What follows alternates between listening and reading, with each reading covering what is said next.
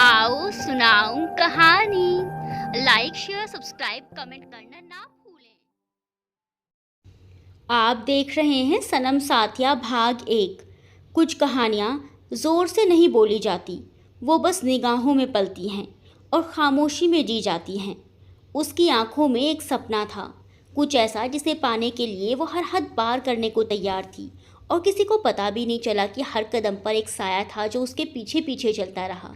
ना उसने कभी कुछ कहा, ना उसने कभी कुछ सुना। बस हर उस मोड़ पर खड़ा रहा वो, जहाँ वो खुद को अकेला समझती थी।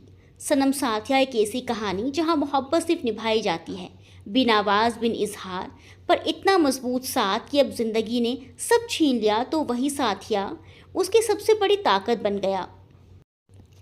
लेकिन क्या वो जान पाएगी, ये साथ सिर्फ हमदर्दी नहीं, सच्चा खामोश इश्क था। और जो सपना उसकी आंखों में पल रहा है, क्या वो हकीकत बन पाएगा, या फिर किस्मत कुछ और ही लिख चुकी है। पंजाब अमृतसर गुरुद्वारे के बाहर लंगर लगा हुआ था, जहां बहुत गरीब बेसहारा भूखे लोगों को खाना खिलाया जा रहा था। ये सब देख रहे एक विदेशी टूरिस्ट ने अपने एक इंडियन साथी से सवाल किया, व्हाट इज़ दिस? ये गुरुद्वारा है। यहाँ सिख गुरुद्वारे में मत्था टेकने आते हैं। कुछ लोग यहाँ गुरुद्वारे में अपनी सेवा देते हैं। यहाँ लंगर लगता है जहाँ गरीब और भूखे लोगों को भरपेट भोजन दिया जाता है। Oh really, that's so good. विदेशी महिला अब थोड़ा खुश होकर बोली और अपने साथी के साथ गुरुद्वारे की तस्वीरें खींचते हुए उस तरफ बढ़ गई। इसी गुरुद्वारे में जसमीत सर पर चुन्नी डाले बार बार अपना सर झुका रही थी। हे वाहे गुरु, मेरी कुड़ी नू अक्ल देना। अब चलो भी जसमीत, वाहेगुरु ने सुन लिया होगा। पीछे खड़ा उसका पति विजय, जो कि एक आर्मी ऑफिसर थे, अब अपनी पत्नी से पूरी तरह परेशान हो चुके थे। जसमीत अपने सर की चुन्नी संभालते हुए उठी। तुसी अपना मुंह बंद करो। तू हाँ नू अपनी कुड़ी दी परवाह होगी कि नहीं? अरे मेरी प्यारी, परवाह है। मैं तेरी तरह अपना सर फोड़ फोड़ के वाहेगुरु को अरदास नहीं लगाता। मैं जानता हूँ वाहेगुरु ने मुझे सोने दी छोरी दी है, उसकी थोड़ी तो कदर कर लिया कर। विजय उसके दोनों कंधों पर हाथ रख बहुत प्यार से उसे समझाते हुए बोले, आप तो रहने ही दो, लाड़ प्यार ने बिगाड़ दिया है साढ़े दीक्षा नू। देखना अभी भी कहीं कुछ गड़बड़ कर रही होगी। चल जसमीत, घर चल। अपनी छोरी जो भी कर रही होगी सही ही कर रही होगी। एक बात तो है, अपनी छोरी में एक हरियाणवी जाट का खून है, उबाल तो मारेगा ही। विजय खुद पर ही गर्व करते हुए बोले तो जसमीत ने उनके कंधे पर मारा। पंजाब की शेरनी का भी खून है उसमें। आप तो ऐसे कह रहे हैं जैसे वो आपकी अकेली की बेटी है। जसमीत ने कहा तो मुंह बनाते हुए आगे बढ़ गई। विजय भी मुस्कुराते हुए उसके पीछे चल दिए। गुरु नानक पब्लिक स्कूल के कैंपस में बड़ा सा नीम का पेड़ था, जहाँ कुछ बच्चे एक लड़की को देखकर चिल्ला रहे थे, जो इस वक्त धीरे धीरे पेड़ पर चढ़ रही थी। उसकी उम्र करीब 12-13 साल होगी। उसने स्कूल ड्रेस पहन रखी थी, जिसे साफ पता चल रहा है वो इस स्कूल में पढ़ती है। दीक्षा ध्यान से गिर जाएगी। नहीं गिरूंगी, लेकिन वो चिड़िया के अंडे गिरने ही वाले हैं, मुझे उन्हें बचाना ही होगा। दीक्षा उन डाली से लटक रहे घोंसले की तरफ तेजी से बढ़ रही थी कि तभी अचानक वो डाली टूट गई। दीक्षा! बच्चे जोर से चिल्लाए। दीक्षा ने लपक कर उस घोंसले को अपने हाथ में पकड़ लिया। उसने अपने दूसरे हाथ से पेड़ की डाली को पकड़ रखा था।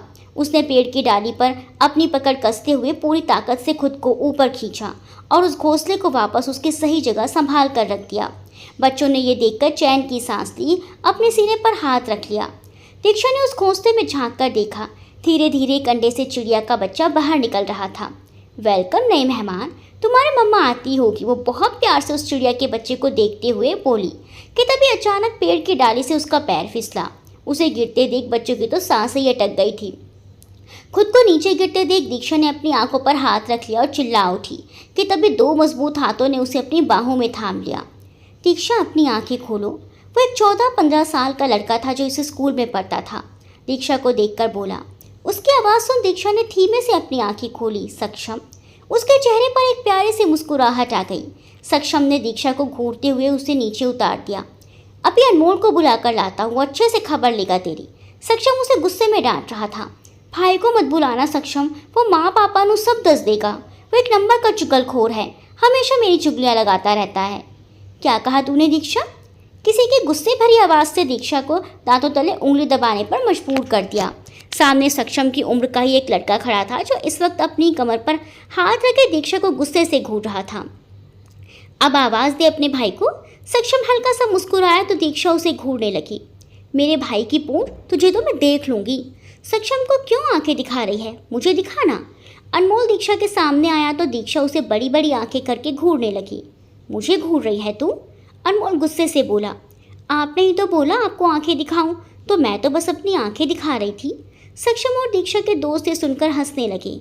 अनमोल ने उन सबको घूरा तो सक्षम ने तो हंसना बंद कर दिया, पर दीक्षा के दोस्त अभी भी हंस रहे थे। तुझे तो मैं बताऊंगा दीक्षा की बच्ची, देख अब तू घर चलकर मम्मी से तेरी शिकायत लगाता हूँ। बोलते बोलते अचानक अनमोल रुक गया। उसका ध्यान दीक्षा की फटी हुई स्कर्ट पर चला गया था। उसे अचानक दीक्षा पर बहुत ज़्यादा गुस्सा आया कि उसने सीधे दीक्षा को थप्पड़ ही जड़ दिया। अनमोल! सक्षम ने अनमोल को रोका, पर तब तक बहुत देर हो चुकी थी। दीक्षा अपने गालों पर हाथ रखे सिसक रही थी। दीक्षा के दोस्तों ने भी अब हंसना बंद कर दिया था। तूने मुझे मारा भाई? दीक्षा ने गुस्से में अनमोल को धक्का दे दिया। सक्षम ने अनमोल को गिरने से बचा लिया। तेरी स्कर्ट फटी हुई है, अनमोल गुस्से में दांत पीसते हुए बोला। दीक्षा ने यह सुन अपनी स्कर्ट की तरफ देखा, जो सच में पेड़ की डाली से उलझकर नीचे से थोड़ी ज़्यादा ही फट गई थी। दीक्षा ने घबराकर अपने मुंह पर हाथ रख लिया और फिर से रोने लगी। रो मत दीक्षा, तू यहीं रुक, मैं अभी आया। सक्षम बोला तो दीक्षा उसकी तरफ देखने लगी। उसकी नज़र एक लड़की पर गई जिसने काले रंग का थोड़ा मोटा दुपट्टा पहना हुआ था। वो दौड़कर उसके पास गया और अपनी परेशानी बताकर उससे उसका दुपट्टा मांग लाया। लो इसे बांध लो और अनमोल के साथ घर चली जाओ। दीक्षा ने सिसकते हुए सक्षम से वो दुपट्टा ले लिया और अपनी स्कर्ट के चारों तरफ बांध लिया। अनमोल अभी भी उस पर नाराज़ था, पर अपनी बहन को इस हालत में छोड़कर भी तो वो नहीं जा सकता था, इसीलिए उसे घर ले आया। जसमीत की नज़र जैसे ही दीक्षा के स्कर्ट पर बंधे दुपट्टे पर गई तो वह सवालिया निगाहों से दीक्षा और अनमोल को देखने लगी। दीक्षा, ये तूने स्कर्ट पर दुपट्टा क्यों बांधा है? और तुम दोनों इतनी जल्दी स्कूल से क्यों आ गए? अभी तो छुट्टी होने का वक्त नहीं हुआ। जसमीत घर में लगी दीवार पर घड़ी में टाइम देखकर बोली तो दीक्षा ने घबराकर अपना सर झुका लिया। अरे क्या हुआ? दूसरे कमरे से बाहर आते विजय ने पूछा। तभी विजय को देखकर दीक्षा दौड़कर उनके गले लग गई और रोने लगी। उसे रोता देख विजय और जसमीत दोनों परेशान हो गए। अरे बेटा, तू रो क्यों रही है? क्या हुआ? किसी ने मारा क्या स्कूल में? चल अभी उसे सबक सिखाते हैं। विजय दीक्षा के आंसू पोंछ उसका हाथ पकड़े अपने साथ ले जाने लगे तो दीक्षा ने उनका हाथ पीछे खींचते हुए ना में सर हिला दिया। फिर क्यों रो रही है? कुछ तो बोल, जसमीत ने पूछा तो दीक्षा विजय के पीछे छुपने लगी। उसे अपनी माँ से बहुत डर लगता था। मैं बताता हूँ माँ, आज ये चिड़िया के बच्चों को बचाने के लिए हमारे स्कूल के पेड़ पर चढ़ गई थी। वहीं किसी डाली से उलझकर इसकी स्कर्ट फट गया और वो तो मैं सक्षम थे वहाँ, नहीं तो पता नहीं क्या होता। अनमोल ने सब कुछ बोल दिया। अब जसमीत दीक्षा को घूर रही थी और दीक्षा अनमोल को। तू मेरे और मम्मी के बीच आग क्यों लगा रहा है खोते? दीक्षा चिल्लाई। देखो मम्मी, एक तो गलती की, ऊपर से मुझे ही बोल रही है। अनमोल ने उसे आंखें दिखाते हुए कहा। पापा देखो ना, दीक्षा चिढ़ते हुए अपने पापा से बोली तो विजय ने अनमोल को आंखें दिखाते हुए चुप रहने का इशारा किया। अनमोल ने दीक्षा को घूरते हुए अपने मुंह पर उंगली रख ली और वहीं साइड में खड़ा हो गया। दीक्षा इधर आ। जसमीत दीक्षा पर चिल्लाई तो दीक्षा घबराकर विजय के पीछे छुप गई। अब जाने भी दो, बच्ची है, गलती हो गई। विजय दीक्षा को बचाने की कोशिश करते हुए बोले। उसने दीक्षा को अपने पीछे छुपा लिया। 13 साल की लड़की बच्ची नहीं होती, कब समझेंगे आप ये? इसने अपनी स्कर्ट फाड़ ली। अगर पिंड के किसी और आदमी ने देख लिया होता तो कितनी थू होती हमारी। बेटियां घर की इज्जत होती हैं। और ये जसमीत गुस्से में दीक्षा की तरफ आई तो विजय दीक्षा और जसमीत के रास्ते में आ गए, नहीं तो आज दीक्षा की अच्छी खासी पिटाई हो जाती। ये कुड़ी घर की इज्जत को नीलाम करने पर तुली हुई है। जसमीत विजय को लगभग साइड धकेलते हुए दीक्षा को मारने पड़ी तो दीक्षा भागकर सोफे पर चढ़ गई। खसमणु खानी, तेनू मैं ही मिली थी, आज छटंगी नहीं तेनू मैं। जसमीत ने डंडा उठा लिया। माइक स्कर्ट ही तो फटी है, ज़्यादा नहीं फटी, बस थोड़ी सी, इससे आपकी इज्जत का क्या लेना देना? दीक्षा को भी अब बहुत गुस्सा आ गया था। अभी बताती हूँ, तो रुक। विजय दीक्षा के आगे आते हुए उसका बीच बचाव कर रहे थे और दीक्षा जसमीत के आगे आगे भाग रही थी और अनमोल आराम से खड़ा मज़े ले रहा था। अपनी बहन को पीटते हुए देख उसे बड़ा मज़ा आ रहा था। ओहो छोड़ो जी, आप रास्ते से हटो, आज इस बंदरी को सबक सिखा कर रहूँगी। बहुत हो गई मनमानी, अगर ऐसे ही चलता रहा तो यह हमें किसी को मुंह दिखाने लायक नहीं छोड़ेगी। विजय ने जसमीत को पकड़ रखा था, इस चक्कर में उन्हें भी 2-4 डंडे पड़ गए थे। मम्मी, किसी को मुंह दिखाने के लिए पैदा किया था क्या आपने मुझे? आपको अपने मुंह की पड़ी है, मेरा नहीं। दीक्षा गुस्से में बिफर पड़ी। तेरी पड़ी है पुत्र, इसीलिए झक रही हूँ। सुधर जा वरना बहुत सारी मुसीबतें सर पर आ गिरेगी तेरे। मैं तो थक गई हूँ तुझे समझाते समझाते। जसमीत ने डंडा वहीं फेंका, गुस्से में अपने कमरे में चली गई। विजय ने उसे जाते देख मुंह से गहरी सांस छोड़ी। पापा, मैंने तो उस चिड़िया के बच्चे को बचाया, फिर भी मुझे डांट पड़ी। विजय ने यह सुनकर मुस्कुराया। तुमने बहुत अच्छा काम किया दीक्षा। अपने माँ की मत सुन। किसी की जान बचाने के लिए कभी भी पीछे मत हटना, चाहे कुछ भी किसी की जान बचाने के लिए करना पड़े। विजय ने दीक्षा के सर पर हाथ रखा तो दीक्षा मुस्कुरा दी। पापा जी, आप इसकी गलत हरकतों को बढ़ावा दे दो, फिर कुछ गड़बड़ हो गई तो मुझे मत बोलना, मैं नहीं बचाऊंगा इसे। तेरी ज़रूरत भी नहीं है। दीक्षा ने चिढ़ते हुए उसे जेब दिखाई और वहाँ से भाग गई। अनमोल उसे पकड़ने के लिए उसके पीछे भागा। विजय उन दोनों को एक दूसरे के साथ खेलते देख मुस्कुरा रहे थे। अचानक तभी विजय को एक कॉल आया। विजय ने फ़ोन उठाया और कुछ देर बात करने के बाद विजय के माथे पर शिकन उभर आई। कुछ तो था जिसने उसे परेशान कर दिया था। विजय अपना सामान पैक कर रहे थे। आज पूरा घर उदास था। दीक्षा तो विजय से नाराज़ होकर वहाँ से चली गई थी। अनमोल और जसमीत भी बहुत दुखी थे। पापा, आप 10 दिन पहले ही तो आए थे। आपने तो कहा था कि आपके 1 महीने की छुट्टियां हैं, फिर क्यों जा रहे हैं? अनमोल ने दुखी होकर पूछा तो विजय की आंखों में भी नमी आ गई। विजय ने बहुत प्यार से अनमोल के बालों पर हाथ फेरा। बेटा, एक फौजी की ज़िंदगी में छुट्टियां नहीं होती। शायद मेरे बच्चों के लिए मेरे पास 10 ही दिन थे। अब मेरा फ़र्ज़ मुझे बुला रहा है, अब मुझे जाना ही होगा। आप पिछली बार गए थे तो 11 महीने बाद वापस आए और अब फिर जा रहे हैं। छोड़ क्यों नहीं देते ऐसी नौकरी को? जसमीत आगे बोलती कि विजय ने उसके मुंह पर हाथ रख दिया। ये सिर्फ नौकरी नहीं है जसमीत, मैं एक सिपाही हूँ। ये फ़र्ज़ है मेरा और मैं अपने फ़र्ज़ से पीछे नहीं हट सकता। अगर अगली बार छुट्टी मिली तो इस बार मैं 1 महीने के लिए आऊँगा। अब मान भी जाओ। विजय ने बहुत प्यार से जसमीत की तरफ देखा और उसके चेहरे की लटों को उसके कान के पीछे करते हुए बोला, मेरा इंतज़ार करोगी ना? अगर किस्मत में दोबारा तुमसे मिलना लिखा होगा तो जल्द ही लौट आऊँगा। मेरे बच्चों का ख्याल रखना। चुप रहिए जी, कैसे बातें कर रहे हैं आप? मैं इंतज़ार करूँगी आपका, जल्दी लौट आना, समझे आप? विजय ने मुस्कुराते हुए हाँ में सर हिला दिया और फिर से अपना बैग पैक करने लगा। अनमोल, दीक्षा कहाँ है? विजय ने पूछा। और कहाँ पापा? बैठी होगी भाई तालाब किनारे, जहाँ वो हमेशा बैठती हैं। अनमोल बोला तो विजय अपना बैग उठाकर तेज़ी से निकलते हुए बोले, मैं दीक्षा से मिलकर सीधे चला जाऊँगा, मेरा इंतज़ार मत करना। जसमीत और अनमोल ने नम आँखों से विजय को विदा कर दिया।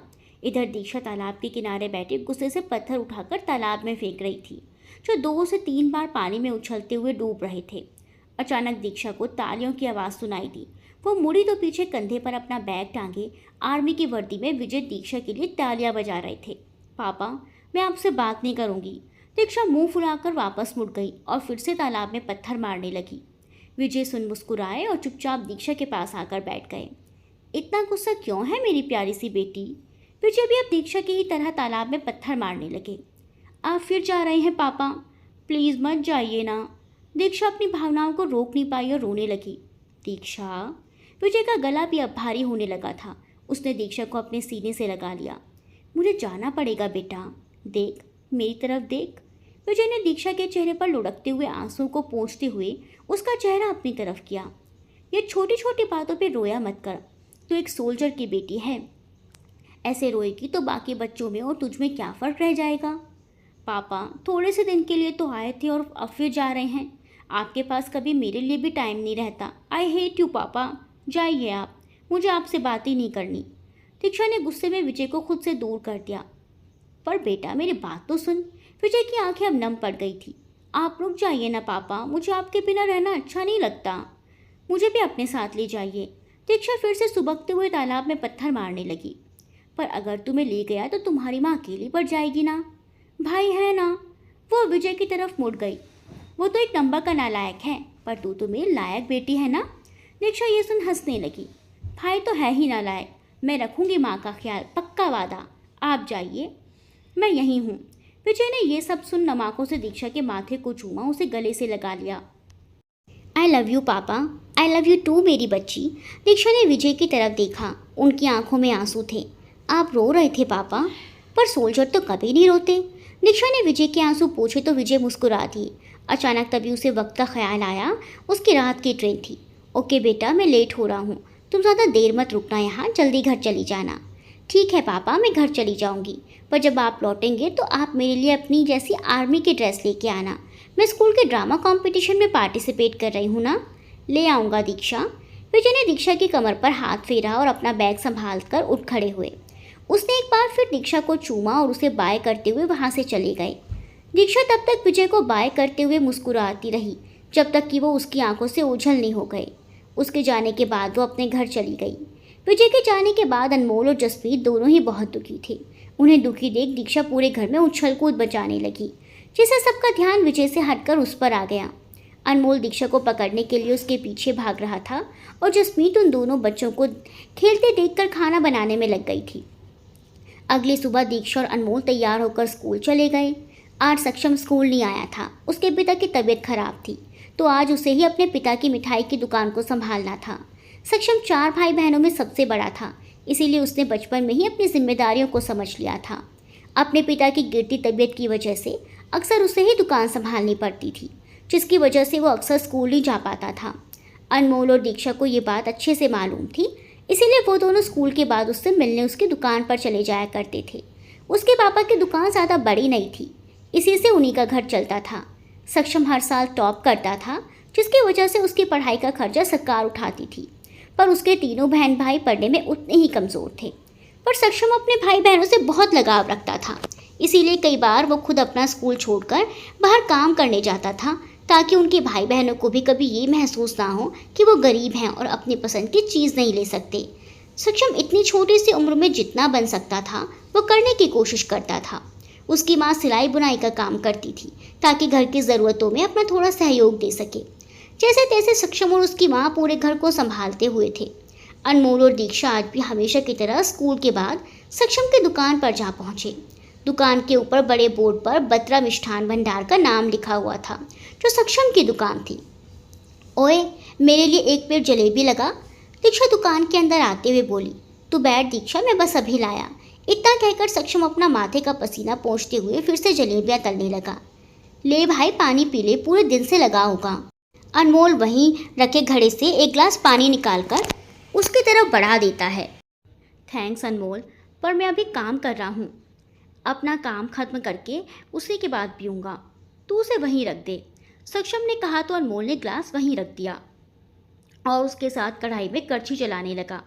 दीक्षा आराम से अपनी उंगलियां टेबल पर बजाती हुई ये सब देख रही थी। भैया, आपके पास पैसे तो हैं ना? मैंने अपने सारे पॉकेट मनी खर्च कर दी, दीक्षा बोली तो अनमोल उसे घूरने लगा। बिना पैसे के जलेबी का एक टुकड़ा नहीं मिलने वाला तुझे, अनमोल उसे चिढ़ाते हुए बोला तो दीक्षा का मुंह लटक गया।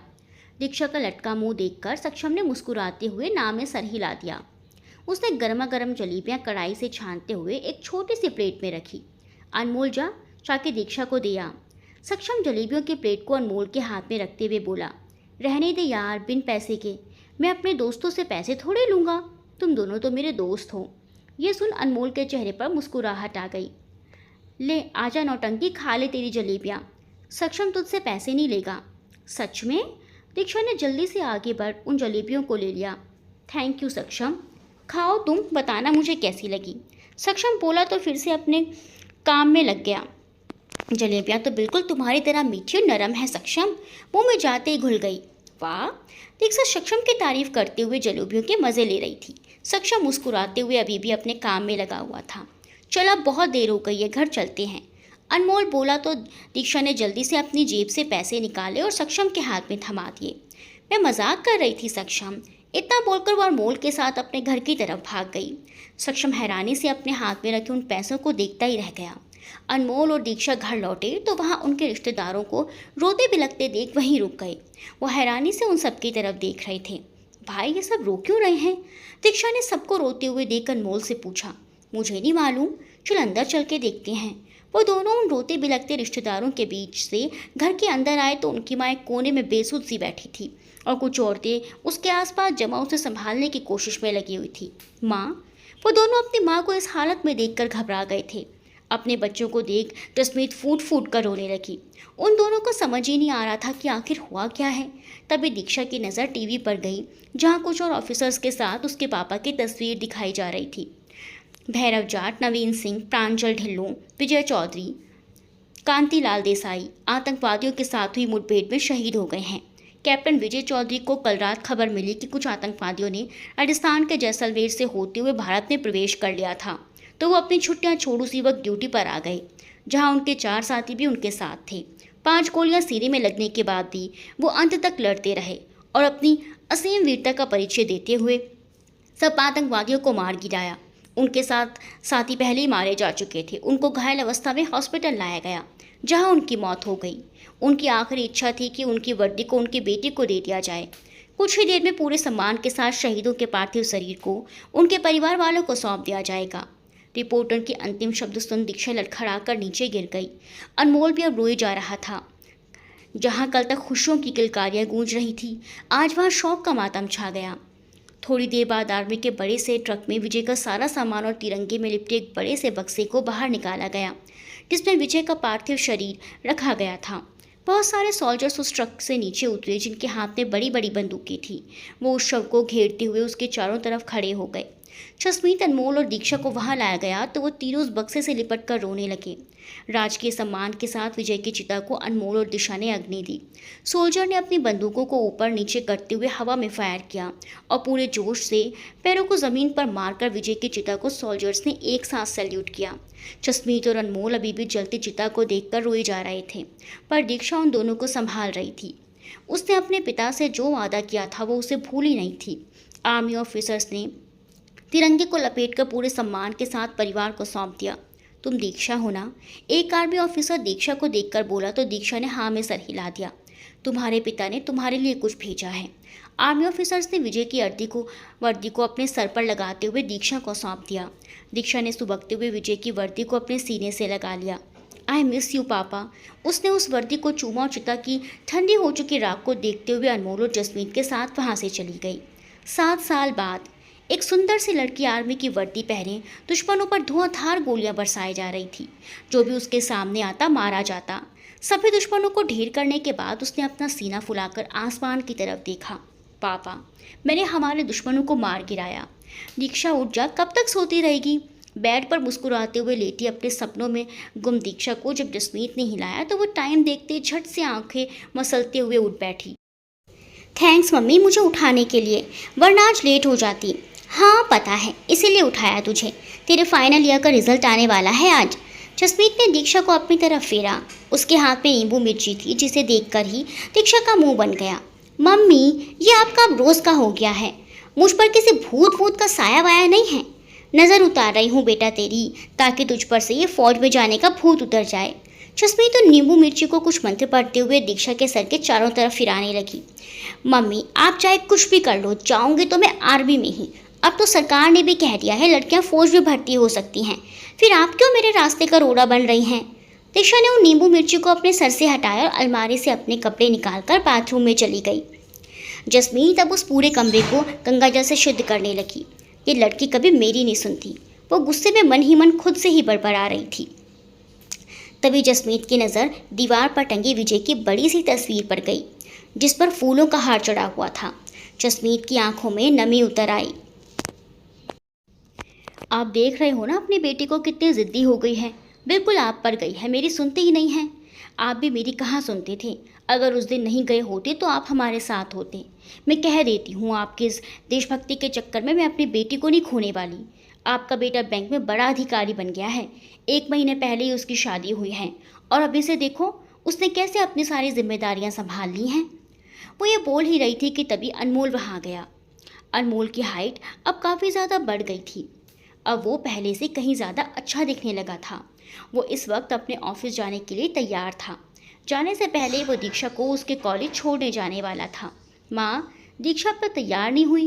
मैं कब से वेट कर रहा हूँ इसकी वजह से मुझे ऑफिस जाने में लेट हुआ तो देखना मैं इसे छोड़ूंगा नहीं। अनमोल अपनी घड़ी में वक्त देख जसमीत से शिकायत करने लगा। ओफो, देखा आपके लाडली ने मेरे बेटे को परेशान करके रख दिया है। अब तक तैयार ही नहीं हुई वो। जसमीत विजय की तस्वीर को देखते हुए बोली और फिर अनमोल की तरफ मुड़ गई। तो जानता तो है अपनी बहन को, फिर क्यों चिढ़ रहा है? आ जाएगी।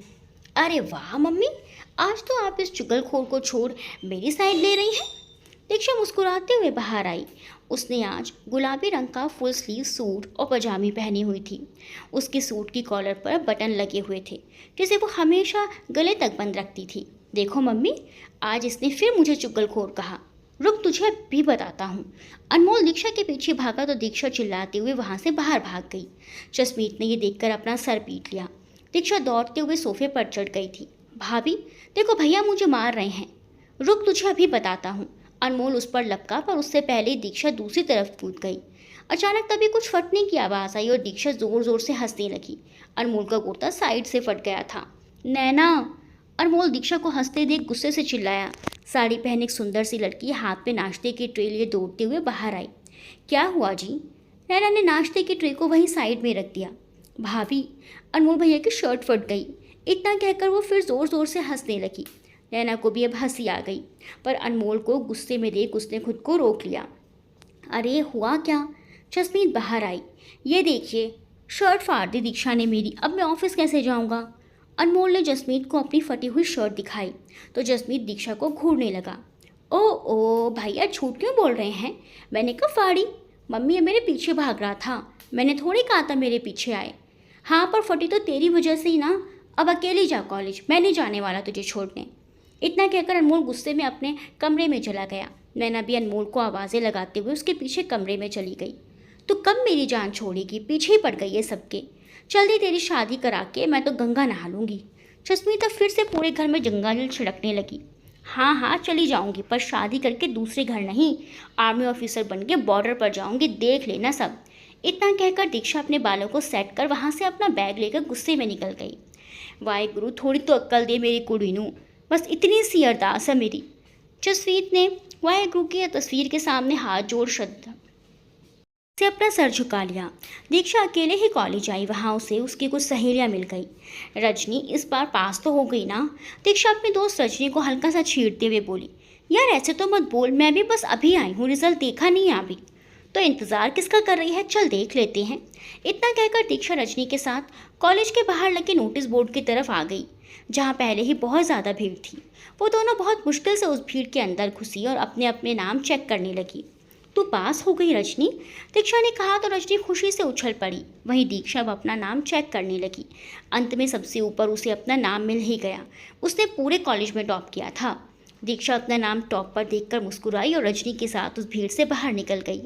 यार मैं पास हुई तो इतनी खुश हूँ, तूने तो टॉप किया है, अब तुझे पार्टी देनी पड़ेगी। दीक्षा ने रजनी के कंधे पर हाथ रखा।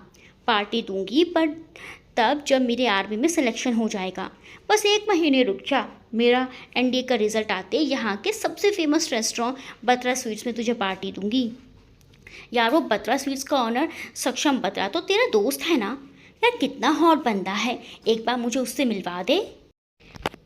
रजनी ने अपने सपनों में खोए हुए दीक्षा से कहा तो दीक्षा हंसने लगी। वो बहुत ज़्यादा शर्मिला है, तो उससे ऐसे भिड़ेगी तो वो तुझे अपने रेस्टोरेंट में घुसने भी नहीं देगा। ये सुन रजनी का मुंह बन गया। मैं तो बस यूं ही बोल रही थी, बहुत सुना था उसके बारे में कि कैसे पारिवारिक जिम्मेदारियों के चलते सक्षम बत्रा ने 10वीं के बाद अपनी पढ़ाई छोड़ दी और उसके बाद बहुत मेहनत की और अपनी दुकान को रेस्टोरेंट में बदल दिया, जो बत्रा स्वीट्स के नाम से पूरे पंजाब में मशहूर है। बस मैं उससे मिलना चाहती थी, कुछ और नहीं। ठीक है मेरी जान, आज उससे पूछती हूँ, अगर वो हाँ करेगा तो ले चलूँगी तुझे उससे मिलवाने। दीक्षा ने रजनी को अपने गले से लगाया और उसे बाय करते हुए वहाँ से निकल गई। ये रजनी भी ना पागल है, सक्षम से मिलना है इसे। दीक्षा ने मुस्कुराते हुए अपना सर झटका और दूसरी गली में मुड़ गई। वो सक्षम के रेस्टोरेंट पहुंची, जहां पहले एक छोटी सी दुकान थी, वहां पे एक बड़ा सा रेस्टोरेंट बन गया था। बाहर कुछ गार्ड्स लगे हुए थे जो अंदर जाने वाले हर आदमी का आइडेंटिटी कार्ड चेक कर रहे थे। ये कहना गलत नहीं होगा कि सक्षम के हाथ का खाना खाने के लिए यहाँ दूर दूर से लोग आते थे। इसी वजह से इस रेस्टोरेंट के बाहर अक्सर भीड़ रहती थी और रेस्टोरेंट पूरा हाउसफुल। दीक्षा ने अंदर जाने के लिए कदम बढ़ाया कि तभी एक गार्ड ने उसका रास्ता रोक लिया। अंदर इस वक्त कोई टेबल खाली नहीं है, आपको थोड़ा वेट करना होगा। वो गार्ड बोला तो दीक्षा उसे घूरने लगी। तभी उसका साथी गार्ड आगे आया। अरे मैडम, आप माफ़ कीजिएगा, वो नया आया है ना, तो इसने आपको पहचाना नहीं। मैं सक्षम के दोस्त हूँ। दीक्षा अपना सर उठाकर गर्व से बोली तो दूसरा गार्ड घबरा गया। माफ़ करना मैडम, मुझे मालूम नहीं था। आप साहब से मेरी शिकायत नहीं करना। दीक्षा मुस्कुराई। ठीक है, नहीं करूँगी, और मुझे अच्छा लगा आपकी ईमानदारी देखकर। मैं आपकी तारीफ़ करूँगी। वो गार्ड अब खुश हो गया। दीक्षा अंदर आई। अंदर का नज़ारा तो बाहर से भी ज़्यादा सुंदर था। थोड़ी थोड़ी दूरी पर लोग बैठे हुए थे ताकि ज़्यादा भीड़ भी ना हो और सब आराम से अपने खाने का मज़ा ले सकें। वेटर्स उनके ऑर्डर्स ले रहे थे और सर्व कर रहे थे। वहाँ साइड में लड़कों लड़कियों के लिए वॉशरूम थे। दीक्षा उन सबको देखते हुए रेस्टोरेंट के किचन एरिया में चली आई। सक्षम ने सामने लगे शीशे से हल्का सा किचन में झांका, ये देखने के लिए कि सक्षम इस वक्त यहाँ क्या कर रहा है। रेस्टोरेंट का किचन एरिया बहुत ज़्यादा बड़ा था। किचन में सक्षम अपने बाकी स्टाफ को समझा रहा था कि स्वादिष्ट और अच्छी मिठाई कैसे बनानी है, कैसे मसाले तैयार करने हैं, किसी भी चीज़ में कितनी मात्रा में क्या डालना है। ये सब बताते हुए वो उनके साथ खुद भी उनकी मदद कर रहा था। उसने सफ़ेद रंग का एप्रन पहना हुआ था जिस पर बत्रा स्वीट्स का लोगो लगा हुआ था। वहाँ किचन में काम कर रहे उसके स्टाफ के कपड़ों पर भी ये लोगो लगा हुआ था, जो पहचान थी कि वो लोग यहाँ काम करते हैं। ऐसे नहीं चमन। सक्षम ने एक स्टाफ के हाथ से फ्राइंग पैन लिया जिसमें आग लगी हुई थी। सक्षम उसे हवा में हिलाने लगा। वो आग थोड़ी बढ़ी फिर शांत हो गई। हमारे कस्टमर्स को अच्छे से प्लेटिंग करके सर्व कर दो। चमन ने हाँ में सर हिला दिया। तभी सक्षम की नज़र शीशे से झांकती दीक्षा पर पड़ी। दीक्षा। सक्षम के चेहरे पर मुस्कुराहट आ गई। उसने अपना एप्रन और हाथ में पहने ग्लव्स को उतारा और अपने हाथ साफ कर जल्दी से किचन से बाहर आ गया। दीक्षा ने सक्षम को बाहर आते देखा तो अपनी जगह सीधे खड़े हो गई। दीक्षा तू यहाँ? वो सीधा उसके सामने आकर खड़ा हो गया। इतने बड़े रेस्टोरेंट का मालिक बन गया है तो अपनी इस छोटे से दोस्त को भूल गया तू? पता है मैं कब से खड़ी हूँ यहाँ? मेरे पैर दुखने लगे पर तूने एक बार भी मेरी तरफ नहीं देखा। दीक्षा ने नाटकीय के अंदाज में मुंह फुला लिया। उसको मुंह फुलाते देख सक्षम हल्के से हंसा। तो मुझे आवाज़ दे देती तो मैं आ जाता। तेरे पैर दुख रहे हैं ना? सक्षम ने पूछा तो दीक्षा ने हाँ में सर हिला दिया। छोटू सब देख लेना। जी सक्षम भैया। छोटू एक 15-16 साल का बच्चा था जो सक्षम के साथ काम करता था और सक्षम उसकी पढ़ाई का सारा खर्च उठाता था। छोटू उन्हीं के साथ उनके घर पर उनके परिवार के सदस्य की तरह ही रहता था। छोटू सब देख लेगा। हम मेरे प्राइवेट रूम में बैठते हैं। तुझे जो खाना हो वो मंगा लेना। मैं इस बार खाना खाने नहीं आई हूँ सक्षम। मेरी एक दोस्त उससे मिलना चाहती है। दीक्षा ने हल्के से मुस्कुराते हुए उसके कंधे पर मारा। सक्षम की मुस्कुराहट अब गायब हो चुकी थी। वो तुझे हॉट और हैंडसम भी बोलती है। वाह गुरु, लड़कियों में तो बड़ी फैन फॉलोइंग है तेरी। दीक्षा उसे चिढ़ाते हुए हंसने लगी। सक्षम ने ये सुन अपनी कमर पर हाथ रखकर अपना मुंह फेर लिया। तेरी बीजी तेरे लिए लड़कियां ढूंढ रही हैं। मैं सोच रही हूँ रजनी को आगे कर दूँ। वारी जाएगी तुझ पर। दीक्षा अब और ज़ोर ज़ोर से हंसने लगी। सक्षम से अब बर्दाश्त नहीं हुआ। वो दीक्षा की तरफ मुड़ा और अपनी हथेली उसके मुंह पर रख उसका मुंह बंद कर दिया।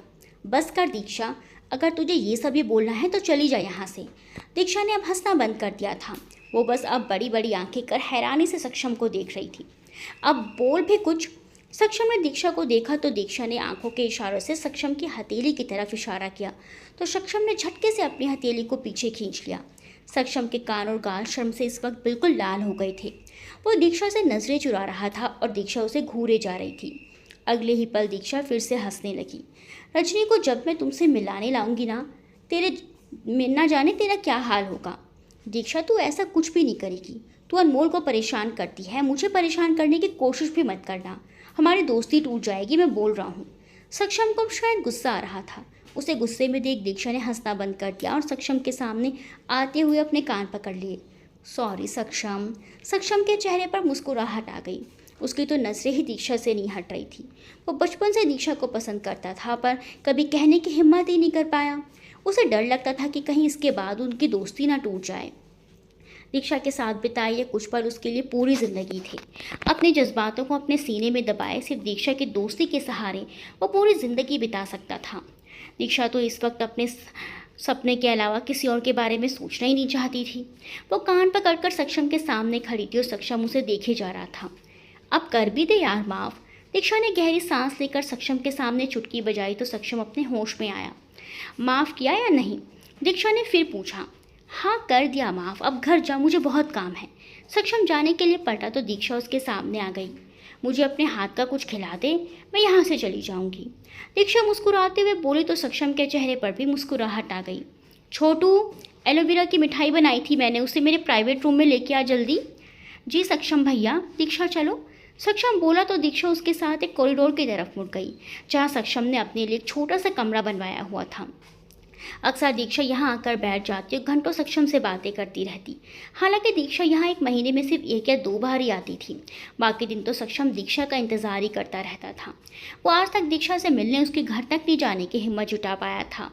उसने दीक्षा के लिए अपना प्राइवेट रूम खोला तो दीक्षा अंदर घुसते ही आराम से सोफे पर पसर गई। कमरे की दीवारों से लेकर नीचे बिछी कालीन तक सब सफ़ेद रंग में रंगा हुआ था।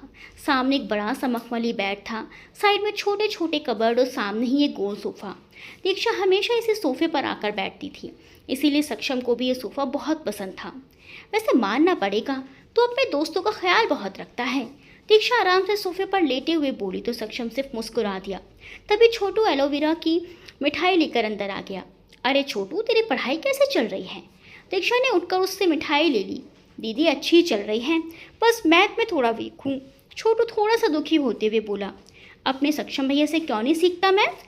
तुझे पता ये टॉपर था अपने स्कूल का, ये तो मुझसे भी ज़्यादा इंटेलिजेंट है। दीक्षा ने अपनी तारीफ सुनकर सक्षम को हमेशा ही अच्छा लगता था। छोटू, मैं तुम्हें पढ़ा दूंगा, अभी जाओ। सक्षम दीक्षा के साथ अकेले में कुछ वक्त बिताना चाहता है, जिसे छोटू भी अच्छे से समझता था। वो चुपचाप मुस्कुराते हुए वहाँ से निकल गया। अच्छा दीक्षा, आज तुम्हारा रिजल्ट आने वाला था ना, कैसा रहा? सक्षम ने बातें शुरू करने के मकसद से सवाल किया। बहुत ही अच्छा रहा, टॉप किया है मैंने। कहते हुए दीक्षा ने एलोवेरा की मिठाई को चख के देखा तो अपने आप ही उसकी आंखें बंद हो गई। ऐसे ही नहीं, सक्षम के हाथ की बनी मिठाई पूरे पंजाब में फेमस थी। क्या मिठाई बनाता है तू, मुंह में जाते ही घुल गई। कभी कभी तो मन करता है शाहजहां के जैसे तेरा हाथ काट कर अपने घर ले जाऊं। दीक्षा की बात सुनकर सक्षम हंसने लगा। तो भी दीक्षा क्या क्या बोलती रहती है, मेरा भी मन करता है मैं तुझे अपने घर ले जाकर अपनी अलमारी में बंद कर दूं। सक्षम हंसते हंसते बोल तो गया, पर दीक्षा अब उसे गुस्से से घूरने लगी थी। जब उसे इस बात का एहसास हुआ कि दीक्षा उसे घूर रही है तो सक्षम की हंसी गायब हो गई। तेरी बीजी मुझे तेरी अलमारी से ढूंढकर बाहर निकाल फेंकेंगी और फिर मचेगा तांडव, धूम तना ना ना ना। कहते हुए वो फिर से हंसने लगी। सक्षम बस उसकी मुस्कुराहट में खोया हुआ उसे देख रहा था। तभी बाहर से गोली चलने की आवाज़ आई और वो दोनों चौंक कर उठ खड़े हुए। बाहर से लोगों के चीखने चिल्लाने की आवाज़ें आने लगी। छोटू भागते हुए सक्षम के कमरे में आया। सक्षम भैया, वो बाहर कुछ आदमी बंदूक लेकर अंदर घुस आए हैं और हमारे कस्टमर से लूटपाट कर रहे हैं, छोटू हांफते हुए बोला। सक्षम दीक्षा दोनों परेशान हो उठे। दीक्षा ने बाहर जाने के लिए कदम बढ़ाया, लेकिन सक्षम ने उसे रोक दिया। तुम यहीं रुको, बाहर खतरा हो सकता है, मैं जाकर देखता हूँ। और तुझे उन लोगों ने गोली मार दी तो यहीं रुक, मैं जाके देखती हूँ और उन्हें अच्छे से सबक भी सिखाऊंगी। कहते हुए दीक्षा ने अपनी मुट्ठियाँ भींच ली। सक्षम ने उसे देखा, मुस्कुराते हुए एक मोटा डंडा उठाकर उसके हाथ में थमा दिया। दोनों चलते हैं दीक्षा, मैं तुझे अकेला तो नहीं छोड़ूंगा। कहते हुए सक्षम ने दीक्षा का हाथ पकड़ लिया और उसे लेकर बाहर आ गया। वो कुछ गुंडे थे जो इस रेस्टोरेंट में लूटपाट के इरादे से घुसे थे। उनके हाथ में बड़ी बड़ी बंदूकें थी, जिनमें से वो सबको डरा रहे थे। दीक्षा को उनके बंदूक पकड़ने के ढंग पर ही शक हो गया था। वो बंदूकें उसे असली लग भी नहीं रही थी। छोड़ दो इन्हें, तुम लोगों को जो चाहिए वो मैं दूंगा, सक्षम बोला तो वो गुंडे हंसने लगे। जितना तू देगा उससे कहीं ज़्यादा तुझसे छीन लेंगे, चुपचाप वहीं खड़ा रहे वरना गोलियों से भून दिया जाएगा। उनमें से एक गुंडा बोला।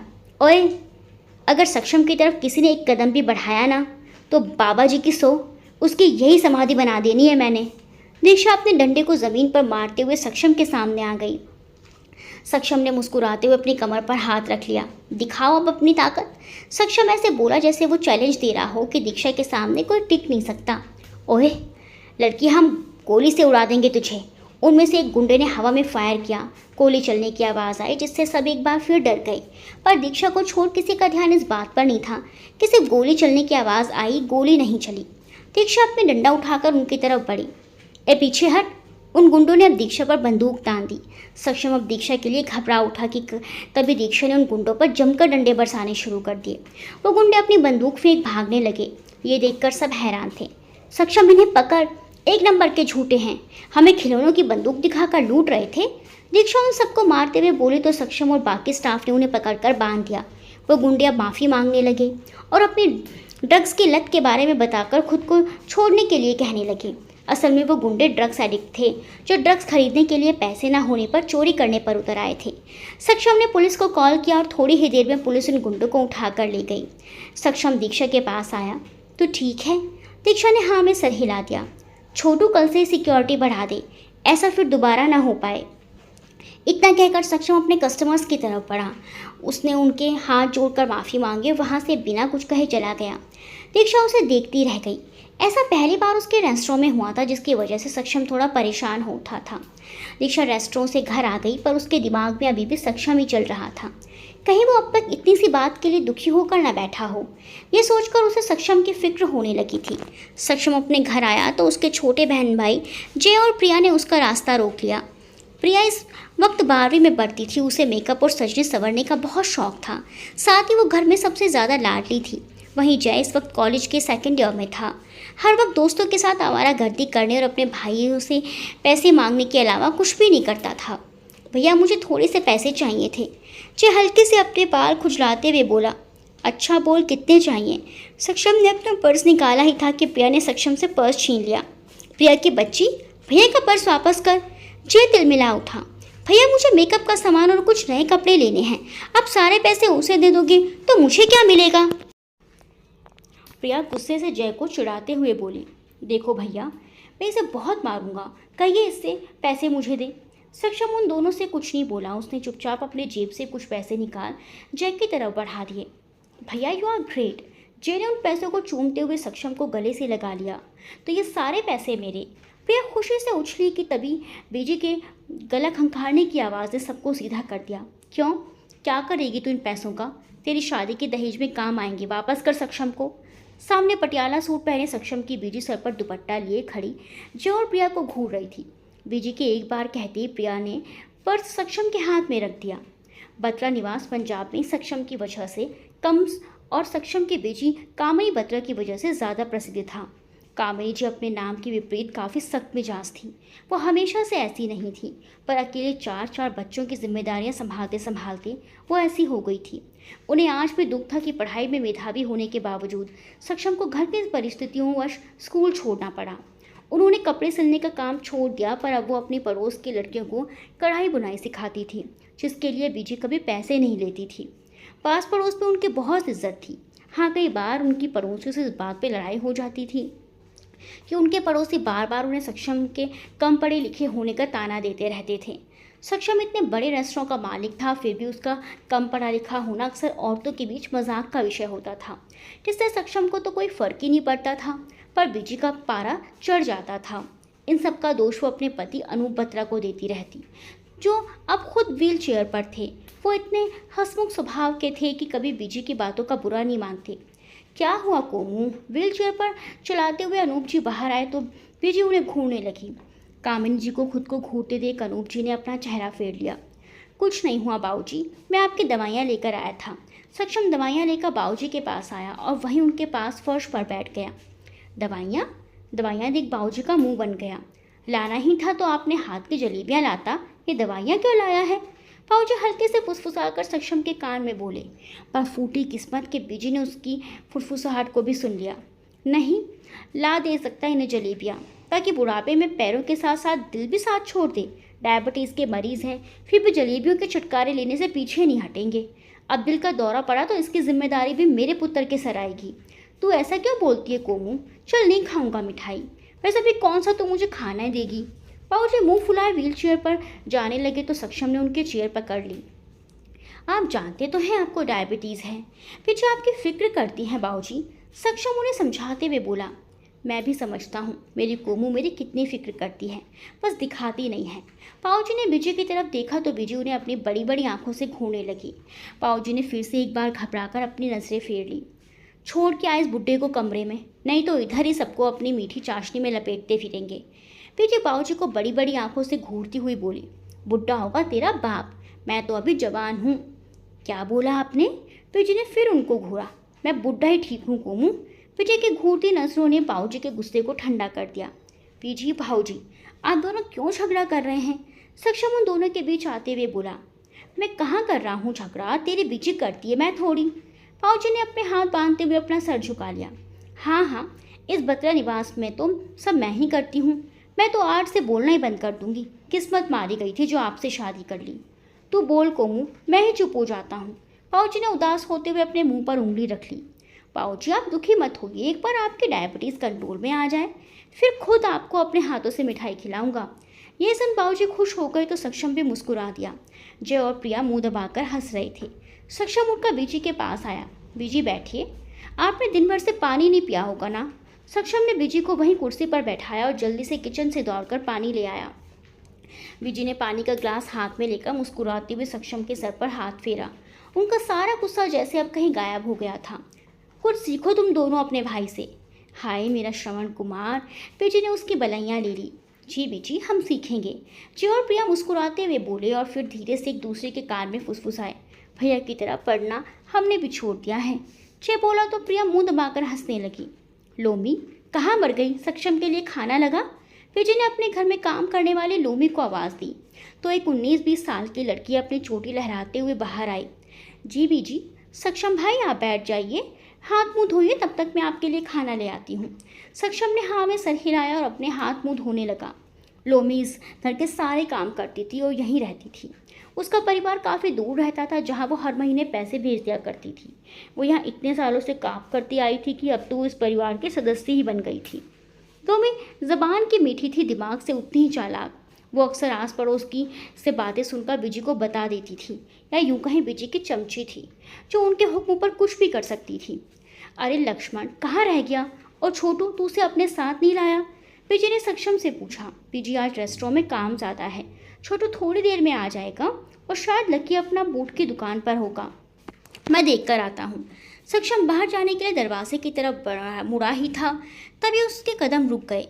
सक्षम के कदम अचानक क्यों रुके, जानने के लिए बने रहिए हमारे साथ सनम साथिया में।